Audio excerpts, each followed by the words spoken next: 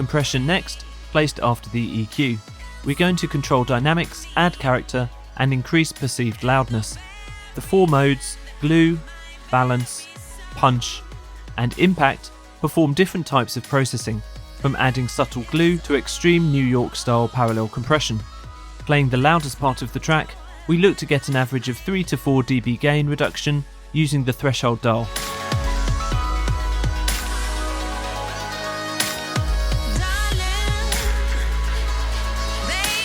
And use the makeup gain adjustment for accurate A-Bing.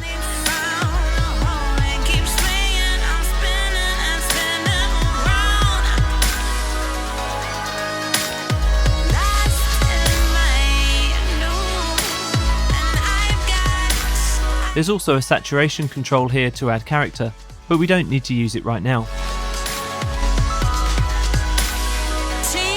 Depending on your track, you may want to use multiple compressor instances with subtle settings, instead of one instance with more extreme settings. Transparency should be the main aim.